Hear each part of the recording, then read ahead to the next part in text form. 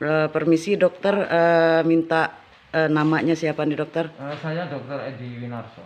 Selaku apa di PMI ini dokter? Saya sebagai Kepala Unit Transfusi Darah PMI. Untuk menanggapi pasien yang bernama Dinda, itu bagaimana cara pasien untuk mendapatkan darah dari PMI? Kalau darah pasien, karena ini sekarang darah ini kan sudah seperti sama dengan obat ya.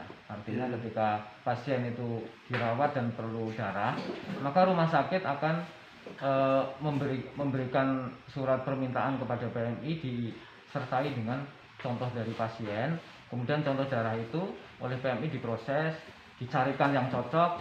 Nah, kalau sudah ketemu yang cocok, nanti darah itu bisa dibawa untuk ditransfusikan. Sebelum proses darah itu untuk pasien nih bang ya, tadi ada cek-cek gitu. Nah, bagaimana rincian cek kesehatan untuk darah yang akan diberikan untuk pasien nih bang? Memang betul bahwa darah yang akan masuk ke pasien ini harus aman. Aman dalam arti darahnya tidak rusak, juga aman dari penyakit. Nah, sesuai dengan peraturan yang berlaku di Indonesia, ada 4 penyakit yang kita harus cek sebelum darah ini masuk ke tubuh pasien. Pertama adalah hepatitis B. Hepatitis B ini yang sering komplikasinya adalah sakit liver. Itu sering terjadi. Kemudian hepatitis C. Hepatitis C ini yang sering menyebabkan kanker hati. Perutnya jadi membesar dan keras. Kemudian yang ketiga adalah penyakit sifilis. Ini penyakit menular seksual. Jangan sampai pasien habis transfusi langsung kena sifilis. Dia nggak berbuat. Dia malah nanti kena penyakit yang justru tidak diharapkan. Yang keempat adalah penyakit HIV. Karena sekarang sudah mulai banyak di Indonesia. Jadi 4 penyakit ini, setiap darah yang masuk habis diambil dari pendonor harus dicek 4 penyakit ini. Oke. Pertanyaan ketiga ya dok ya. Mungkin dokter juga tahu nilai untuk satu kantung darah itu 360. Asumsi masyarakat itu masyarakat beli darah. Apa yang bisa dokter jelaskan? Memang kesalahpahaman ini sudah lama ya, artinya di kota besar pun yang informasi juga tersebar sedemikian cepat, itu hal itu masih juga menjadi salah paham. Jadi memang 360.000 itu sebetulnya bukan untuk beli darah, tetapi itu biaya pengganti pengolahan darah. Dan biaya pengganti pengolahan darah itu biasanya disepakati ya antara Kementerian Kesehatan dengan DPR RI. Kemudian keluarlah sebagai bentuk surat keputusan gitu. Nah, kalau di TBB kebetulan ini saya pasang di sini, maaf ya. Ini saya pasang supaya semua orang tahu. Tetapi toh ya pasti ada saja yang tidak memahami, dan itu bisa dimaklumi karena orang sakit itu kan kalut pikirannya. Dia mau baca ini baca itu, biasanya dia tidak terpikir untuk ke sana, yang penting bagaimana dapat darah gitu. Nah, item-item itu memang 360.000 ini adalah harga yang ditetapkan tahun 2014. 28 Januari 2014. Artinya sampai sekarang sudah 8 tahun. Tidak pernah ada kenaikan. Gitu. Padahal inflasi rata-rata kan 4-5% setahun kan. Artinya harga ini mungkin di saat itu dibandingkan sekarang nilainya sudah turun 30% sebetulnya. Kalau dibanding nilai pada saat itu. Nah, saya berharap memang teman-teman bisa membantu untuk menyebarkan informasi ini. Kualitas darah yang masuk tidak boleh ditawar, karena itu menyangkut nyawa orang. Saya nggak bisa menurunkan kualitas dari keketatan seleksi kita, saya nggak mau. Nah, memang nanti akan ditempuh beberapa cara. Tentunya ini BPJS juga sudah sangat membantu.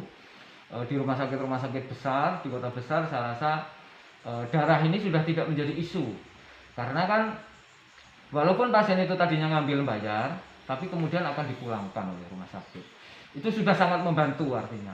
Nah, kecuali pasien umum ya. Kalau pasien umum, ya namanya umum, pasti semua dengan biaya sendiri. Nah, barangkali ada beberapa poin atau rumah sakit yang saya tidak tahu bagaimana dia menjelaskan kepada pasien, yang kemudian terjadi kesalahpahaman ya. Artinya mungkin perlu 4 kantong, kemudian dikembalikan 1 kantong dan segala macam itu saya tidak tahu, mungkin katakanlah ya urusan internal manajemen rumah sakit gitu kan. Oke. Kita nggak tahu. Kalau memang PMI, UTD tugasnya adalah menyediakan darah yang aman untuk pasien. Ngurus PMI ya. Iya, Tapi nggak apa-apa ya. yang ingin kita pertanyakan sekarang dokter, tentang PMI yang ada di Tubaba ini berdirinya tahun berapa nih dokter? Aduh, kok saya lupa ya.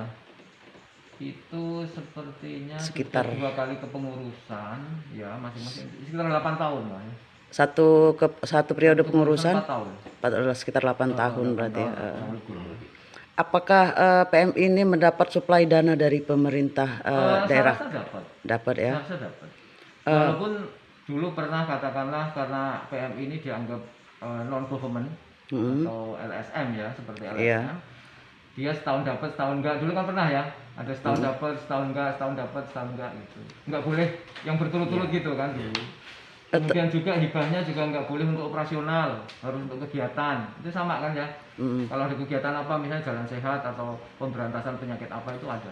Tapi untuk operasional kan memang enggak boleh karena belum diakui sebagai government atau instansi pemerintah. Ya, Oh, berarti itu dari Kesbangpol ya?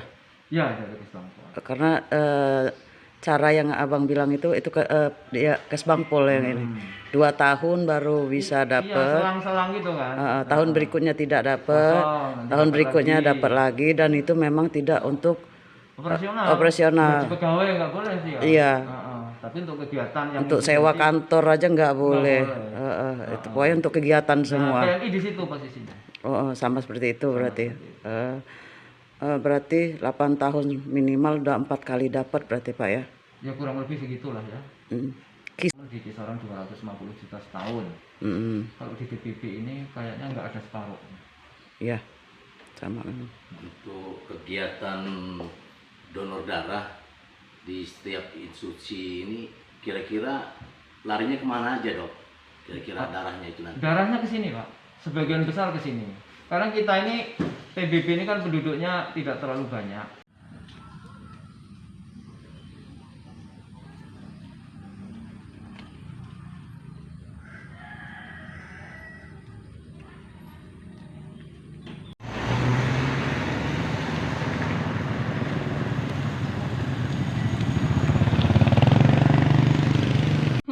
Nah, jadi gini Bu ya, pada dasarnya untuk kasus tersebut memang belum sampai ke keluhan pesertanya belum sampai ke BPJS Kesehatan.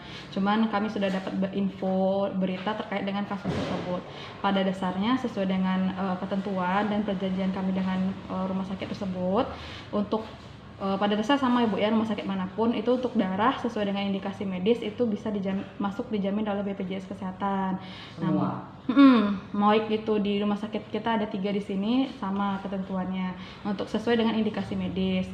Namun jika misalnya rumah sakit ini dia tidak ada bank darah, mereka bisa melakukan kerjasama Bu gitu. Kerjasama dengan mungkin yang kalau di sini saya PMI atau yang lainnya yang memang menyediakan untuk darah ya Bu ya. Nah itu tidak terlepas dari pembayaran BPJS Kesehatan. Nah jadi untuk pesertanya tidak ada iur biaya gitu Bu, selagi memang sesuai dengan ketentuan tadi. Kalau di luar tersebut ya itu lain lagi ceritanya gitu Bu. Itu sih Bu. Cuman memang beberapa kasus contoh rumah sakitnya memang kekurangan darah dan mereka punya mitra dengan bank darah misalnya seperti PMI. Nah memang si pesertanya itu disuruh beli dulu darah misalnya ke PMI. Nanti uang yang mereka pakai untuk membeli darah tersebut nanti akan diganti oleh rumah sakitnya. Gitu. Jadi memang mungkin pesertanya mengeluarkan uang dulu tapi tetap diganti sehingga pada dasarnya nanti tidak ada lagi iur biaya. Karena memang beberapa case kan untuk darah ini kadang rumah sakit tidak menstok sesuai dengan ketentuan. Nah, nanti jika memang kondisinya misal rumah sakit itu memang kekurangan darah, silahkan dengan yang bermitra dengan rumah sakit nanti uangnya akan diganti. Jadi tidak ada iur biaya untuk peserta gitu.